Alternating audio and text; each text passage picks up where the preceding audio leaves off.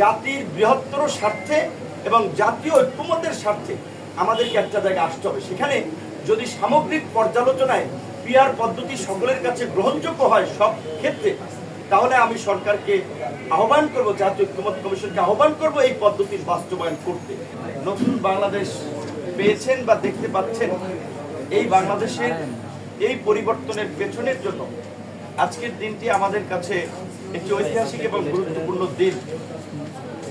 মানুষ স্বাভাবিকভাবে অতীতের ঘটনা খুব সহজে ভুলে যায়, যে কারণে হয়তো সবার স্মৃতিতে নাই কিংবা অনেকে ভুলে গেছেন। 2018 সালের 30শে জুন ঢাকা বিশ্ববিদ্যালয়ের লাইব্রেরির সামনে আজকের দিনে আমাদের একটি সংবাদ সম্মেলন ছিল এই কোটা সংস্কার আন্দোলনের ইস্যুতে। আপনারা দেখেছেন সেদিন আমি মহসিন হলের ছাত্র ছিলাম।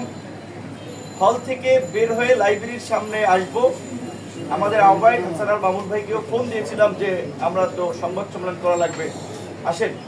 রাশেদ ভাই মিরপুরের বাসায় থেকে আসছিলেন, শাহবাগ এসে পৌঁছেছেন। আমরা কেউ বিশেষত্ব থেকে, কেউ মহসিন হল থেকে সংবাদ সম্মেলনের উদ্দেশ্যে লাইব্রেরির সামনে যাচ্ছিলাম। সেদিন ছাত্রলীগের দুর্বৃত্তরা, আমি আগে গিয়ে পৌঁছে আমাদের অন্যান্য সহকর্মীরা পৌঁছাতে পারে নাই।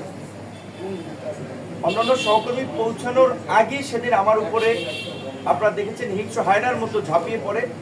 সেই সময় ছাত্রলীগ কেন্দ্রীয় কমিটির সহসভাপতি ছিলেন জসিমউদ্দিন হল, ঢাকা বিশ্ববিদ্যালয়ের জসিমউদ্দিন হলেরও শিক্ষার্থী ছিলেন মেহেদী হাসান রনি, চকবাজার থানা ছাত্রলীগের নেতা ছিলেন, ঢাকা বিশ্ববিদ্যালয়ের ছাত্র মুন্না, বঙ্গবন্ধু হল আপনার ঢাকা বিশ্ববিদ্যালয়ের ছাত্র ছিলেন আলামিন সহ, ছাত্রলীগের সেই সময় প্রচার সম্পাদক সাইদ বাবু সহ অনেক নেতৃবৃন্দ।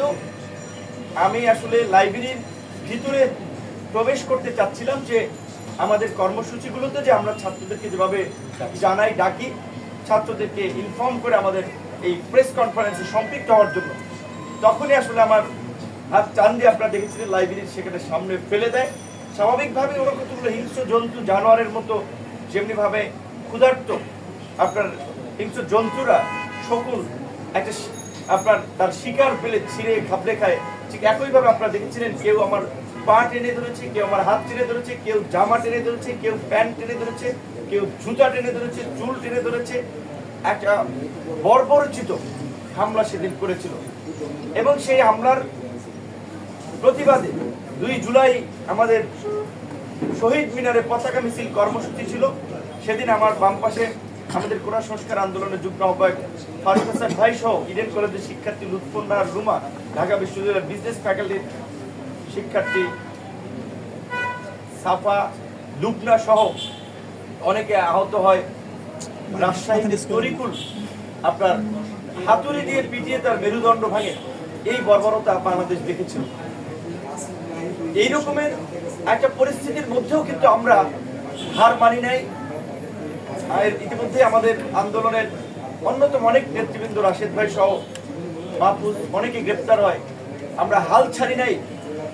সেই 30শে জুন হামলায় আক্রান্ত হয়ে 1 মাস বেডে থেকে আমরা ঠিক 1 মাস পরে আপনার 30শে জুলাই ঢাকা বিশ্ববিদ্যালয়ের শিক্ষার্থীদেরকে আবার আন্দোলনে ডাকার জন্য আমরা গিয়েছিলাম এবং আমরা বলেছিলাম যে ঢাকা বিশ্ববিদ্যালয়ের শিক্ষার্থীরা যদি সন্ত্রাসীদের বিরুদ্ধে একটা হুঙ্কার দেয় তারা ক্যাম্পাস ছেড়ে পালাবে।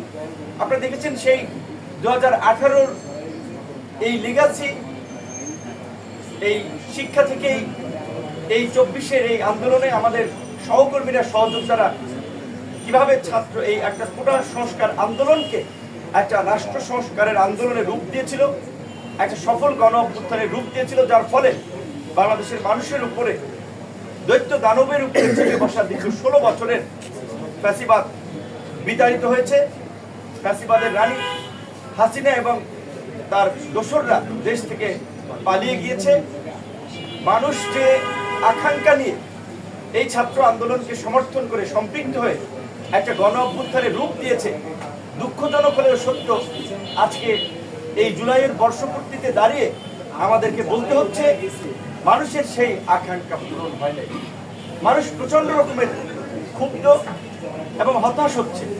শুধু সাধারণ মানুষরা এই গণ আন্দোলনের এবং গণ অভ্যুত্থানের অগ্রসৈনিক হিসেবে আমরাও মনে করি যে যেই হাসিনা এবং যেই ফাঁসিবাদের বিরুদ্ধে লড়াই করে আমরা শারীরিকভাবে লাঞ্ছিত হয়েছি, মানসিকভাবে লাঞ্ছিত হয়েছি, আমাদের পরিবার লাঞ্ছিত হয়েছে, আমাদের পরিবার ভুক্তভোগী হয়েছে, আমাদের হাত ভেঙেছে, পা ভেঙেছে, মেরুদণ্ড ভেঙেছে, আমরা জীবন বিপন্ন করে লড়াই করেছি যেই একটা পরিবর্তনের স্বপ্ন নিয়ে।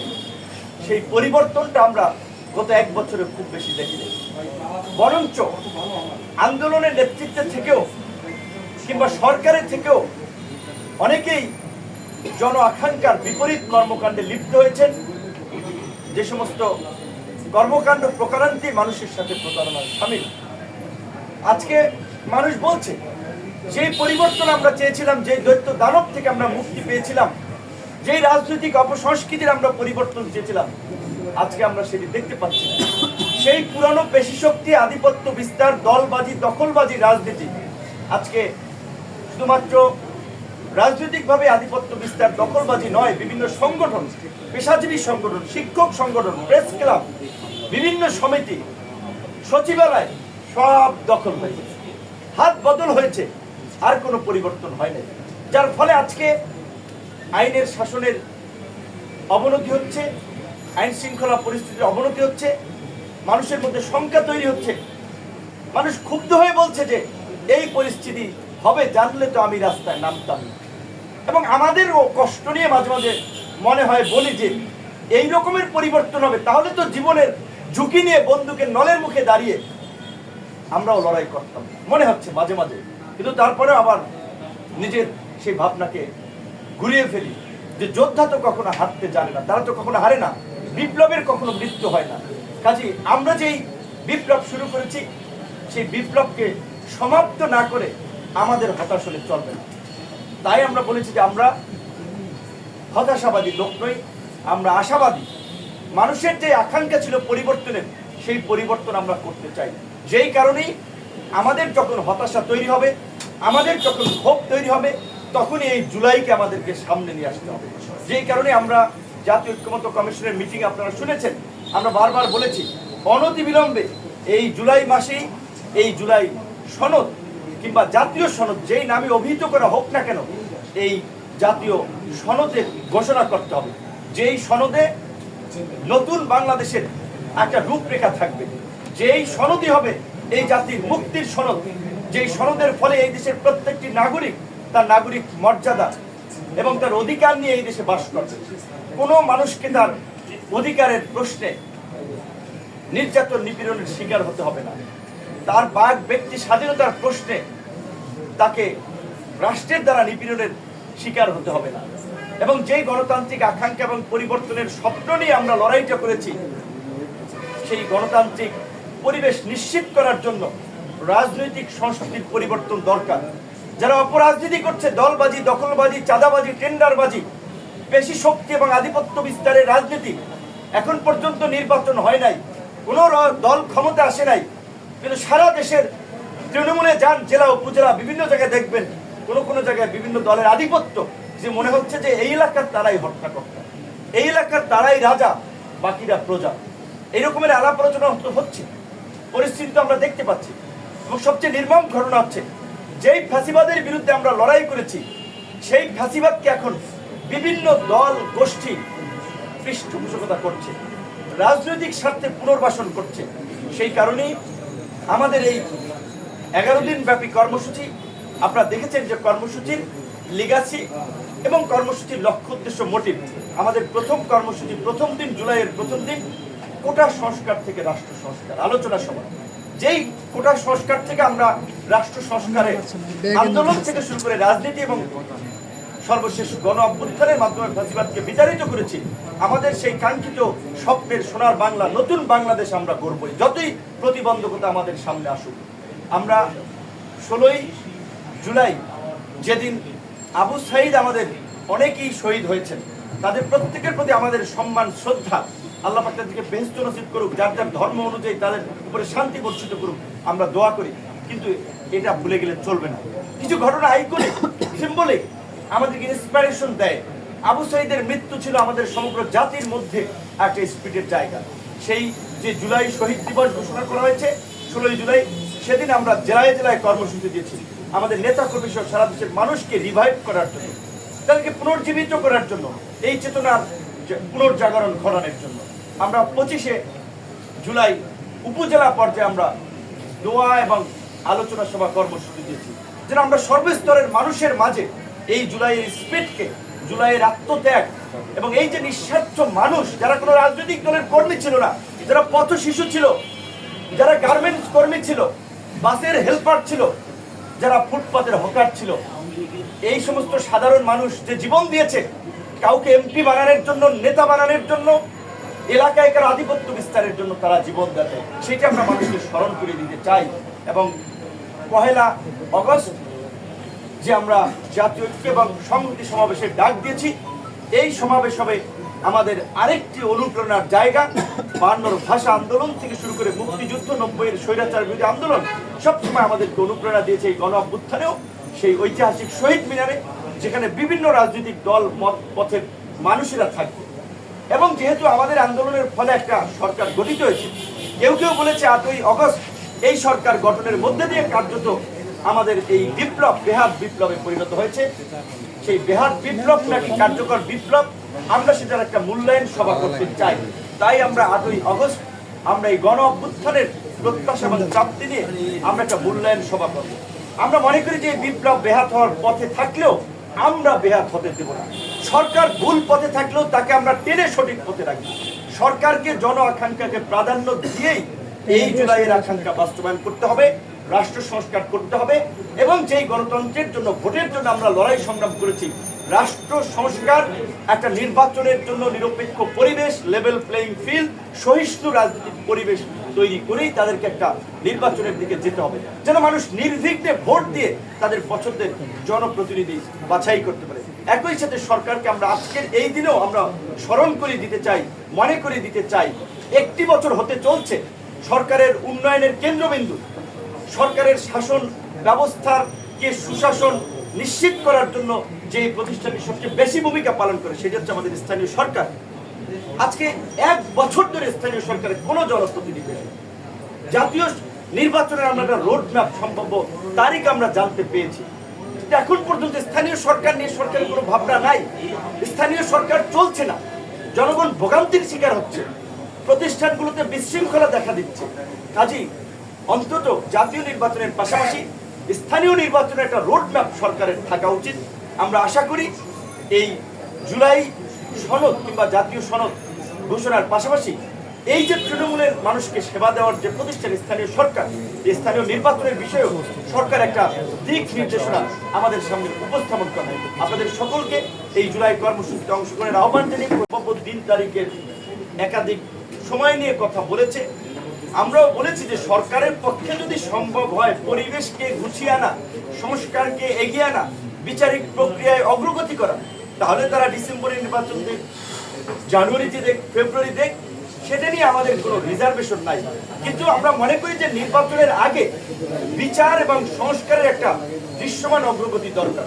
তো এই যে গত কয়েকদিন ধরে সংস্কার কমিশনে আলাপ আলোচনা হচ্ছে, আপনারা তো দেখছেন একই বিষয় নিয়ে একাধিকবার দফায় দফায় আলোচনা হচ্ছে।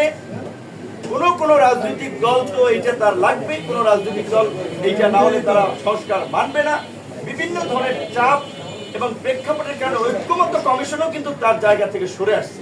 আপনারা দেখেছেন যে ক্ষমতার ভারসাম্য আনয়নের জন্য যে আপনার এনসিটি বা ন্যাশনাল কনস্টিটিউশনাল কাউন্সিল বা জাতীয় সাংবিধানিক পরিষদের একটা ভালো ধারণা ছিল, একটি বড় রাজনৈতিক দল সহ কয়েকটি দল একমত না থাকায় সরকারের ঐক্যমত্য কমিশন কিন্তু সেই জায়গা থেকে সরে এসেছে। কাজেই রাজনৈতিক পরিস্থিতিতে আমাদেরও পজিশন চেঞ্জ করাটা কিংবা সরে আসাটা এইটা একটা স্বাভাবিক। তবে আমরা মনে করি যে বাংলাদেশের গণতান্ত্রিক অগ্রযাত্রায় আগামীর ভবিষ্যৎ নির্ধারণের ক্ষেত্রে একটা অবাধ, সুষ্ঠু, নিরপেক্ষ নির্বাচন বাংলাদেশের জন্য জরুরি। সেই নির্বাচনের জন্য পরিবেশ আগে সৃষ্টি করতে হবে। সেই জন্য সরকারের যে সময়টা লাগে সেই সময়টা সরকারের নেওয়া দরকার। এবং আরেকটি, বাংলাদেশের শাসনতান্ত্রিক ব্যবস্থায় পরিবর্তনের জন্য যে বিষয়টি নিয়ে আলোচনা হচ্ছে, আমরা মনে করি এটি অত্যন্ত প্রাসঙ্গিক এবং বাংলাদেশের প্রেক্ষাপটে একটি যুগোপযোগী আপনার ধারণা। সেটি হচ্ছে সংখ্যানুপাতিক হারে নির্বাচন বা পিআর পদ্ধতি। এখন আমাদের দল 2021 সালে যখন আমরা ঘোষণা করি বা দল যখন প্রতিষ্ঠিত হয়, তখনই এই দলের ঘোষণাপত্রে 21 দফা কর্মসূচিতে ছিল যে ভারসাম্যপূর্ণ সংসদের জন্য আমরা আনুপাতিক হারে নির্বাচন চাই এবং দ্বিকক্ষ বিশিষ্ট সংসদ চাই। এখন এটা আমাদের দলের পজিশন। এখন দেখা যায় বাংলাদেশের স্বাভাবিকভাবে একটি বড় রাজনৈতিক দল সহ তাদের অনেক মিত্ররা পিআর পদ্ধতি চায় না, তাহলে এখন আমি চাইলে তো হবে না। তারপরেও আমরা বলবো যে জাতির বৃহত্তর স্বার্থে এবং জাতীয় ঐক্যমত্যের স্বার্থে আমাদেরকে একটা জায়গায় আসতে হবে। সেখানে যদি সামগ্রিক পর্যালোচনায় পিআর পদ্ধতি সকলের কাছে গ্রহণযোগ্য হয় সব ক্ষেত্রে, তাহলে আমি সরকারকে আহ্বান করব, জাতীয় ঐক্যমত্য কমিশনকে আহ্বান করব এই পদ্ধতির বাস্তবায়ন করতে। আর যদি পুরো প্রক্রিয়ায় সংখ্যানুপাতিক নির্বাচন কিংবা পিআর পদ্ধতির প্রয়োগ সম্ভব না হলেও যেই আলোচনাটি হচ্ছে, অন্তত একটা জায়গায় আমাদেরকে যেতে হবে। সেটি হচ্ছে যে অনেক দল বলছে যে সংসদ দ্বিকক্ষ বিশিষ্ট সংসদের অন্তত উচ্চকক্ষে পিআর। তো এখন ওই যে ধরেন আমরা 100 ভাগ চাইলাম, 100 ভাগ না পাইলাম, 80 ভাগ, 70 ভাগ, 50 ভাগ পাইলেও তো আমরা মনে করবো যে এই গণ অভ্যুত্থানের অংশীজন হিসেবে এই গণ অভ্যুত্থানের প্রেক্ষাপট তৈরিতে আমাদের যে ভূমিকা, তার প্রতি সরকার এবং ঐক্যমত্য কমিশন সম্মান দেখেছে। সেই জায়গা থেকে আমাদের একটা সমর্থন থাকবে, পাশাপাশি বাকি দলগুলোরও কিন্তু মতামত এবং অবস্থান থাকতে হবে যে তারা কি পুরোটা পিআর চাচ্ছে নাকি শুধু উচ্চকক্ষে পিআর। সেইটি আসলে রাজনৈতিক ঐক্যমত্যের ভিত্তিতেই ফাইনালি সিদ্ধান্তটা নিতে হবে। তবে ওই যে বাংলাদেশে যে আধিপত্য বিস্তার, দখলবাজি, চাঁদাবাজি, পেশি শক্তির যে রাজনীতি, এলাকা নিয়ন্ত্রণের যে রাজনীতি, পিআর পদ্ধতিতে নির্বাচন হলে এই অপরাজনীতি অটোমেটিক্যালি মুছে যাবে, এই অপরাজনীতির কবর রচিত হবে। সেই ক্ষেত্রে তো অনেকে চাবে না। পিআর পদ্ধতিতে যদি নির্বাচন হয়, আধিপত্য বিস্তার থাকবে না। এই যে দীর্ঘদিন ধরে আমাদের সুশীল সমাজ স্থানীয় সরকারকে আপনার ক্ষমতায়ন করার জন্য, আপনার উন্নয়ন কর্মকাণ্ডে এমপিদের যুক্ত না হওয়ার জন্য যে কথাগুলো বলছে, পিআর পদ্ধতিতে হলে উপজেলার চেয়ারম্যান, ইউনিয়ন পরিষদের চেয়ারম্যান, তাদের ক্ষমতায়ন হবে, তারা উন্নয়ন কর্মকাণ্ডে ব্যস্ত থাকবে, এমপিরা আইন প্রণয়ন নিয়ে ব্যস্ত থাকবে। এমপিদের কাজ তো আসলে টয়লেট, পাবলিক টয়লেট উদ্বোধন করা কিংবা 5 লাখ টাকার সড়ক উদ্বোধন করা। এই ক্ষেত্রে স্থানীয় সরকার শক্তিশালী হবে। পিআর পদ্ধতিতে নির্বাচনের আমাদের যে কেন্দ্র দখল, সিল মেরে একজনের কেন্দ্র দখল করে জিততে চাওয়ার প্রবণতা, এইটা থাকবে না। হানাহানি মারামারি রাজনীতি থাকবে না। তারপর নির্বাচনে যে কালো টাকার প্রভাব, ভোট কেনা, কে এমপি হবে এটা তো কেউ জানবে না, কাজেই কালো টাকার প্রভাব থাকবে না। পিআর পদ্ধতিতে সুবিধা, এই অসুবিধা দু একটা হলেও অনেকগুলো সুবিধা আছে। সবাই বিবেচনা করুক, আমরা ইস্যুটা তুলেছি, অন্যান্য দলও এটার সাথে আছে। সবাই আলাপ আলোচনার প্রেক্ষাপটে যেই সিদ্ধান্ত হয় আমরা সেটা দিয়ে এক করব। ডাকসুর সাবেক ভিপি, 24-এর গণ অভ্যুত্থানের অন্যতম নায়ক, গণ অধিকার পরিষদের সংগ্রামী সভাপতি জননেতা নুরুল হক নূর, প্রিয় সাংবাদিক ভাইরা,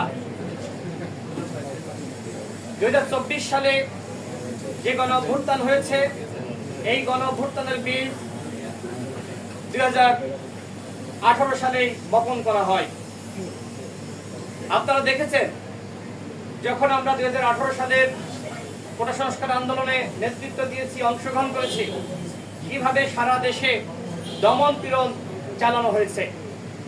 রাজশাহী বিশ্ববিদ্যালয়ের শিক্ষার্থী তরিকুলের মেরুদণ্ড কিভাবে হাতুড়ি পেটা করে ভেঙে দেওয়া হয়েছিল। এখনো পর্যন্ত সেই হাতুড়ি মামুন, রাজশাহী বিশ্ববিদ্যালয়ের ক্যাডার, এখনো পর্যন্ত সেই ছাত্রলীগের ক্যাডার, তাকে গ্রেপ্তার করা হয়নি। সকলেই জানেন 30 জুন কিভাবে সেই সময়কার ছাত্র নেতা, বর্তমানে জননেতা নুরুল হক নূরের উপরে লাইব্রেরির সামনে ন্যাক্কারজনকভাবে বর্বর হামলা চালিয়েছিল ছাত্রলীগ। আজ সেই ঐতিহাসিক 30 জুন, আজকের দিনে লাইব্রেরির সামনে যেভাবে হামলা করে নুরুল হক নূরের উপরে বর্বরভাবে নির্যাতন করেছিল ছাত্রলীগ, আজকে কোথায় তারা?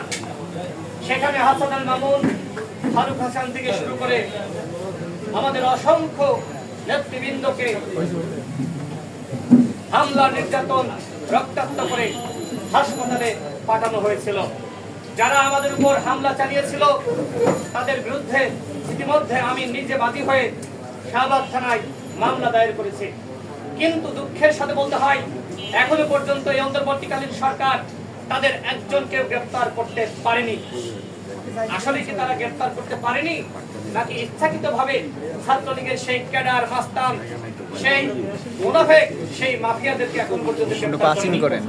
আমরা সরকারকে বলবো, আজকে 30 জুন যেভাবে হামলা চালিয়ে হত্যা চেষ্টা করেছিল, আপনারা সকলে জানেন ওই সময় নুরুল হক নূর ঢাকা বিশ্ববিদ্যালয়ের একজন শিক্ষকের পা পর্যন্ত জড়িয়ে ধরেছিল। এই যে গণঅভ্যুত্থানে কিভাবে ছাত্র অধিকার পরিষদ বা আমাদের নেতৃবৃন্দ ভূমিকা রেখেছে, কিভাবে নির্মম নির্যাতনের শিকার হয়েছে, নুরুল হক নূরের সেই শিক্ষকের পা জড়িয়ে ধরে বাঁচার আকুতি, সেটাই প্রমাণ করে যে এই গণঅভ্যুত্থান একদিনে রচিত হয়নি। ধারাবাহিক আন্দোলন সংগ্রামের মাধ্যমে এই গণঅভ্যুত্থান রচিত হয়েছে। সংগ্রামী সাথী ও বন্ধুগণ, প্রিয় সাংবাদিক ভাইরা, আজকে সেই জুলাইয়ের আকাঙ্ক্ষা বাস্তবায়ন করার জন্য আমরা কর্মসূচি ঘোষণা করেছি। আমরা বলতে চাই 2018 সাল থেকে 24 সাল পর্যন্ত আমরা যে ভূমিকা রেখেছি, শুধুমাত্র আমাদের ভূমিকার কারণে যে গণঅভ্যুত্থান হয়েছে আমরা সেটি বলতে চাই না। এই গণঅভ্যুত্থানে কিভাবে শ্রমিক, ছাত্র, জনতা নেমে এসেছিল তার দৃশ্যায়ন আপনারা দেখেছেন। ছোট্ট ছোট্ট শিশুদেরকে গুলি করে কিভাবে হত্যা করা হয়েছে আপনারা দেখেছেন। কিভাবে শ্রমজীবী, পেশাজীবী মানুষদেরকে গুলি করে হত্যা করা হয়েছে সকলে দেখেছেন। এই গণঅভ্যুত্থানে কিভাবে ছাত্র জনতাকে গুলি করে হত্যা করা হয়েছে সেই দৃশ্য আপনারা দেখেছেন। আর সেই বিষয়গুলো, সেই নির্যাতনের চিত্র, সেই চেতনাকে বুকে ধারণ করে, সেই চেতনাকে মানুষের কাছে জুলাইয়ের বর্ষপূর্তিতে আবারও তুলে ধরার জন্য আমরা কর্মসূচির ঘোষণা করছি। 1 আগস্ট শহীদ মিনারে গণ অধিকার পরিষদের পক্ষ থেকে ঐক্য এবং সংহতি সমাবেশ অনুষ্ঠিত হবে। এই সমাবেশ, আমাদের যে কর্মসূচি ঘোষণা করা হয়েছে তার মধ্যে সবথেকে বড় সমাবেশ। সারা দেশের নেতৃবৃন্দকে বলবো যে আপনারা এখন থেকে প্রস্তুতি গ্রহণ করুন। শহীদ মিনারে গণ অধিকার পরিষদ ঐক্য এবং সংহতি সমাবেশের যে আহ্বান করেছে, সেই সমাবেশে আপনারা যোগদান করার জন্য এখন থেকে প্রস্তুতি গ্রহণ করুন। আমরা মনে করি এই জুলাইয়ে আমাদের যে ঐক্য তৈরি হয়েছিল, সেই ঐক্য আজকে বিনষ্ট হয়েছে। জুলাই আমাদের মধ্যে যে সম্পর্ক তৈরি হয়েছিল, সেই সম্পর্ক বিনষ্ট হয়েছে। আমরা মনে করি যদি কোনোভাবে আমরা এই জুলাইয়ের যে সম্পর্ক, সেই সম্পর্ক ধরে রাখতে না পারি, আমাদের ভিতরে ঐক্য না থাকে, আমাদের ভিতরে সম্পর্ক না থাকে, তাহলে এই গণঅভ্যুত্থান ব্যর্থ হবে। আর সেই কারণেই আমরা পুরো জাতিকে ঐক্যবদ্ধ করার জন্য 1 আগস্ট শহীদ মিনারে ঐক্য এবং সংহতি সমাবেশের আহ্বান করেছি। আমরা প্রত্যাশা করছি সারা বাংলাদেশের মানুষ স্বতঃস্ফূর্তভাবে আমাদের এই সমাবেশে যোগদান করবে। সংগ্রামী সাথী ও বন্ধুগণ, আপনারা জানেন এই যে গণঅভ্যুত্থান, এই গণঅভ্যুত্থান মূলত 18 সালের যে সংস্কার আন্দোলন, সেই 18 সালের সংস্কার আন্দোলনকে কেন্দ্র করে 24 সালে হাসিনা আবারও গোটা ফিরিয়ে আনে একটি হাত তৈরি করেছিল যে মুক্তিযোদ্ধার সপক্ষের শক্তি নামধারী তাদের সন্তানেরা, নাতিপুতিরা তারা চাকরি পাচ্ছে না। আর এই কারণে তারা প্রতারণা করে 5 জুন আবারও হাইকোর্টের রায়ের মাধ্যমে কোটা ফিরিয়ে আনে। এরপরে আপনারা দেখেছেন সেই 5 জুন রাতে তাৎক্ষণিকভাবে হাসানুল মামুনের নেতৃত্বে ঢাকা বিশ্ববিদ্যালয়ে আমাদের নেতৃবৃন্দরা এবং ঢাকা বিশ্ববিদ্যালয়ের শিক্ষার্থীরা তারা সেখানে বিক্ষোভ মিছিল করেছে। এছাড়া 6 জুন 3:30টায় এই গণ অধিকার পরিষদের কেন্দ্রীয় কার্যালয়ে আমরা 2018 সালের কোটা সংস্কার আন্দোলনের যে সংগঠক আমরা যারা ছিলাম, তাদের ব্যানারে আমরা এই আন্দোলনকে বেগবান করার জন্য সারা দেশে শিক্ষার্থীদেরকে নেমে আসার আহ্বান জানিয়ে সংবাদ সম্মেলন করেছিলাম। এরপরে ঠিক 2 ঘন্টা পরে ঢাকা বিশ্ববিদ্যালয়ের শিক্ষার্থীরা কেন্দ্রীয় লাইব্রেরির সামনে থেকে তারা বিক্ষোভ মিছিল করে এবং ঢাকা বিশ্ববিদ্যালয় প্রদক্ষিণ করে। মূলত জুন মাসে আন্দোলনটা শুরু হয় রমজানের কারণে। এরপরে আবার 1 জুলাই থেকে শাটডাউন এবং কুরবানির ঈদের কারণে, ঈদের ছুটির কারণে পরবর্তীতে আবার রমজানের ছুটির কারণে, মূলত বিশ্ববিদ্যালয় বন্ধ থাকার কারণে পরবর্তীতে 1 জুলাই থেকে আবারও সেই গণবিস্ফোরণ শুরু হয়। শুরু থেকে শিক্ষার্থীরা, আমি শেষ করবো তার আগে যদি বলতে চাই, শুরু থেকে শিক্ষার্থীরা আন্দোলন করছিল, কিন্তু এই আন্দোলন দানা বাঁধে 16 জুলাই। ওই দিন 2018 সালের আমরা যারা সংগঠক ছিলাম তাদের পক্ষ থেকে পল্টনে নাগরিক প্রতিক্রিয়া সমাবেশের আয়োজন করেছিলাম। মূলত 14 জুলাই হাসিনা সাধারণ শিক্ষার্থীদেরকে যে রাজাকারের বাচ্চা বলেছিল, তার প্রতিবাদে যখন 15 জুলাই শিক্ষার্থীরা রাজপথে নামে ঢাকা বিশ্ববিদ্যালয়ের শিক্ষার্থীদের উপরে কিভাবে হামলা চালানো হয়েছিল আপনারা সকলে দেখছেন। নারীদেরকে লাঞ্ছিত করেছিল, তার প্রতিবাদে 16 জুলাই আমরা নাগরিক প্রতিক্রিয়া সমাবেশ করি। এরপরে বিকালে আমরা খবর পাই রংপুরের শিক্ষার্থী আবু সাইদকে গুলি করে হত্যা করা হয়েছে। তাৎক্ষণিকভাবে আমরা পল্টনে মিছিল করি। 3টা রাজনৈতিক দল, গণ অধিকার পরিষদ, এবি পার্টি এবং এনডিএফ। আমি মনে করি যে ওই যে রাজনৈতিক দলগুলো সম্পৃক্ত হলো, এরপর থেকে 36 জুলাই পর্যন্ত অর্থাৎ 5 আগস্ট পর্যন্ত রাজনৈতিক দলগুলো, সাধারণ মানুষ, সাধারণ শিক্ষার্থী, এদেশের আপামর জনগোষ্ঠী নেমে এসে হাসিনার পতন ঘটিয়েছে। আজকে হাসিনার পতনের পরে আমরা নতুন বাংলাদেশের স্বপ্ন দেখছি। সেই নতুন বাংলাদেশ বিনির্মাণে আমাদের জুলাই মাসব্যাপী আমাদের কর্মসূচি, এই কর্মসূচি গণ অধিকার পরিষদ এবং তার অঙ্গ সংগঠন পালন করবে। এই কর্মসূচিতে আপনাদের সকলকে সম্পৃক্ত হওয়ার আহ্বান জানাচ্ছি এবং একই সাথে আগামীকাল 1 জুলাই সকাল 11টায় কোটা সংস্কার থেকে রাষ্ট্র সংস্কার 2018 থেকে 24 শীর্ষক আলোচনা সভার আয়োজন করা হয়েছে। ঢাকা রিপোর্টার্স ইউনিটিতে এই আলোচনা সভা অনুষ্ঠিত হবে এবং ধারাবাহিকভাবে আমাদের যে কর্মসূচি সেটা হাসানুল মাহমুদ ইতিমধ্যে ঘোষণা করেছে। কোটা সংস্কার আন্দোলনের মধ্য দিয়ে আপনারা জানেন 2018 সালের সেই কোটা সংস্কার আন্দোলন থেকে যেখানে সরকারি চাকরিতে প্রথম শ্রেণী এবং দ্বিতীয় শ্রেণীতে কোটা প্রথা বাতিল করেছিল 2018 সালে। সেই কোটা যখন 6 জুন হাইকোর্টের রায়ের মাধ্যমে আবার ফিরে আসে, সেখান থেকেই শুরু হয় আন্দোলন এবং সেই আন্দোলন জুলাই 34 গিয়ে পরিসমাপ্তি ঘটে এবং শেখ হাসিনার পতন ঘটে। প্রিয় সাংবাদিক বন্ধুগণ, জুলাই গণ অভ্যুত্থানে পুরো মাসব্যাপী, জুলাই মাসব্যাপী 34 জুলাই পর্যন্ত গণ অধিকার পরিষদের পক্ষ থেকে যে সকল কর্মসূচি গ্রহণ করা হয়েছে, আমি সেই সকল কর্মসূচি এখন আপনাদের সামনে উপস্থাপন করছি। 1 জুলাই কোটা সংস্কার আন্দোলন থেকে রাষ্ট্র সংস্কার শীর্ষক আলোচনা সভা। 16 জুলাই শহীদ দিবসে প্রতিটি জেলায় জেলায় গণহত্যার দাবিতে পদযাত্রা, গণহত্যার বিচারের দাবিতে পদযাত্রা। 18 জুলাই কোটা সংস্কার আন্দোলন থেকে রাষ্ট্র সংস্কার আন্দোলন শীর্ষক আলোকচিত্রী প্রদর্শন। 20 জুলাই কারাবন্দী ও আহত যোদ্ধাদের স্মৃতিস্মারণ শীর্ষক আলোচনা সভা। 26 জুলাই অভ্যুত্থানে প্রবাসীদের ভূমিকা শীর্ষক আলোচনা সভা। 31 জুলাই গণ অভ্যুত্থানে পেশাজীবীদের ভূমিকা শীর্ষক আলোচনা সভা।